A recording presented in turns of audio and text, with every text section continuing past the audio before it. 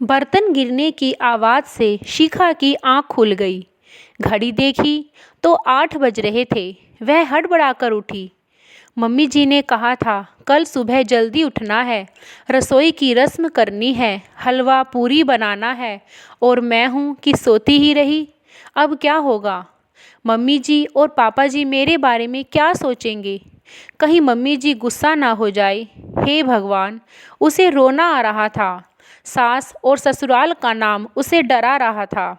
दादी ने विदा होते वक्त कहा था कि ससुराल है, जरा संभल कर रहना, किसी को कुछ भी कहने सुनने का मौका मत देना, वरना सारी उम्र ताने सुनने पड़ेंगे। सुबह सुबह उठ जाना, नहा धोकर साड़ी पहनकर तैयार हो जाना, फिर अपने सास ससुर के पैर छूकर उनसे आशीर्वाद लेना।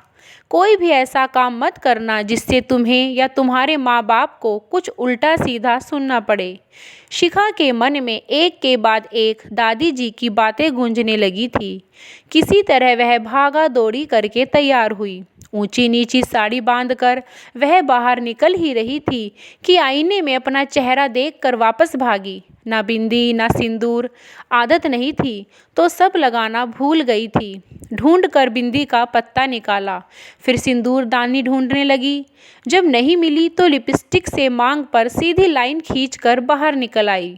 जिस हड़बड़ी से शिखा कमरे से बाहर आई थी वह उसके चेहरे से और उसकी चाल से साफ झलक रही थी। लगभग भागती हुई सी वो रसोई में गई। वहां जाकर वह एकदम से ससक गई।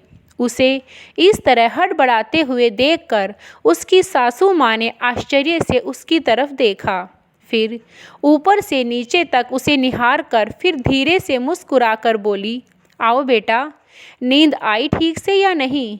शिखा अचकचाकर बोली, जी मम्मी जी, नींद तो आई मगर जरा देरी से आई, इसलिए सुबह आंख नहीं खुली, सॉरी। बोलते हुए उसके चेहरे से डर साफ झलक रहा था। सासू माँ बोली, कोई बात नहीं बेटा, नई जगह है, हो जाता है। शिखा हैरान होकर उनकी ओर देखने लगी, फिर बोली, मगर मम्मी जी वो हलवा पूरी। सासू माँ ने प्यार से उसकी तरफ देखा और पास रखी हलवे की कढ़ाई उठाकर शिखा के सामने रख दी और शहद जैसे मीठे स्वर में बोली, हाँ बेटा, यह लो, इसे हाथ से छू दो।